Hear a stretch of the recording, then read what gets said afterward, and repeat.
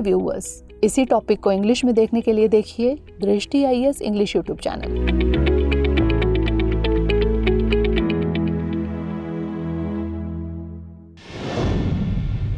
नमस्कार, दृष्टि IAS के टू द पॉइंट प्रोग्राम में आपका स्वागत है। आज हम बात करेंगे सुर्खियों में प्रत्यक्ष कर संग्रह के बारे में। सबसे पहले जान लेते हैं कि यह चर्चा में क्यों है। भारत के शुद्ध प्रत्यक्ष कर संग्रह ने पिछले सारे रिकॉर्ड तोड़ दिए हैं। केंद्रीय प्रत्यक्ष कर बोर्ड यानी CBDT के मुताबिक वित्त वर्ष 2021-22 में शुद्ध प्रत्यक्ष कर संग्रह ने 14.09 लाख करोड़ रुपए के सर्वकालिक उच्च स्तर को छू लिया। इसमें 49.02% की बढ़ोतरी हुई है। यह आंकड़ा कोविड महामारी के बाद देश की अर्थव्यवस्था में पुनर्बहाली का संकेत देता है। अब जान लेते हैं प्रत्यक्ष कर के बारे में।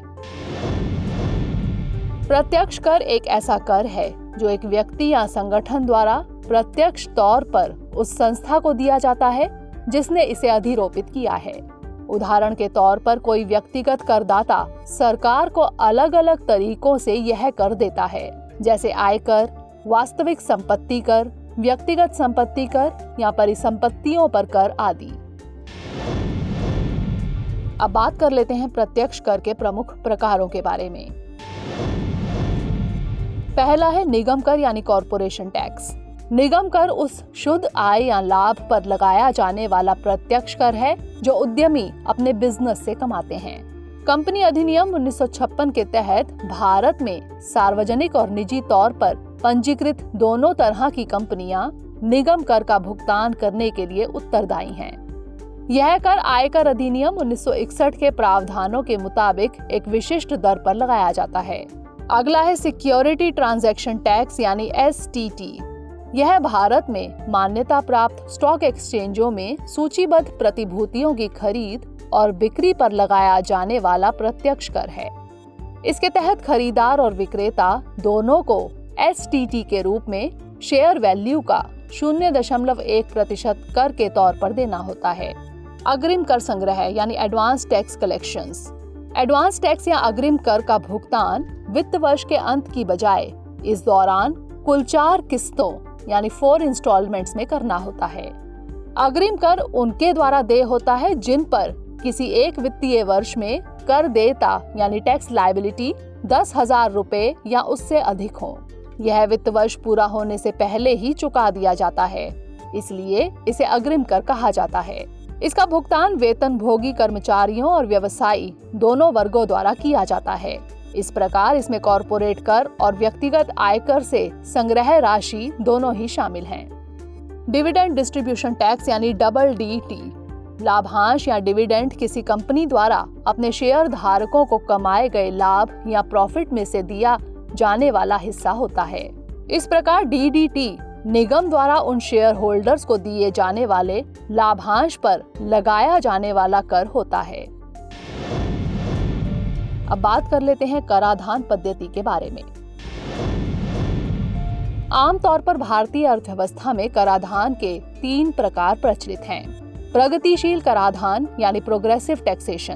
प्रगतिशील करों में व्यक्ति की आय के साथ परिवर्तन होता है।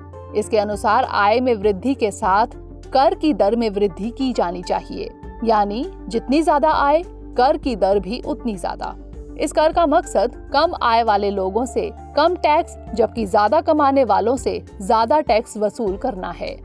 यह दुनिया भर में सबसे लोकप्रिय कराधान पद्धति है। प्रतिगामी कराधान यानी रिग्रेसिव टैक्सेशन। यह प्रगतिशील पद्धति के विपरीत विधि है। इसके तहत करदाता की आय जितनी ज्यादा होगी कर के रूप में वह उतना ही कम अनुपात सरकार को देगा। इन करों के लिए कोई विशेष या नियमित वर्ग तय नहीं है। यह करों की कोई प्रचलित श्रेणी नहीं है। और तीसरा है आनुपातिक कराधान यानी प्रोपोर्शनल टैक्सेशन।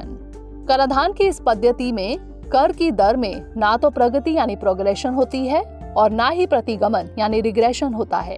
साधारण शब्दों में इसमें कर की दर समान रहती है और इसका करदाता की आय से कोई संबंध नहीं होता। इसमें सभी प्रकार की आय अथवा उत्पादन पर एक निश्चित कर की दर लागू होती है। आमतौर पर अर्थव्यवस्थाओं द्वारा इसका इस्तेमाल कराधान की एक स्वतंत्र विधि के रूप में नहीं किया जाता है। अब नोट कर लेते हैं आज का अभ्यास प्रश्न। निम्नलिखित कथनों पर विचार कीजिए। 1. निगम कर यानी कॉरपोरेशन टैक्स केवल निजी कंपनियों पर लागू होता है। 2. आनुपातिक कराधान यानी प्रोपोर्शनल टैक्सेशन दुनिया भर में सबसे लोकप्रिय कराधान पद्धति है। उपरोक्त में से कौन सा यहाँ से कथन सही है या फिर है?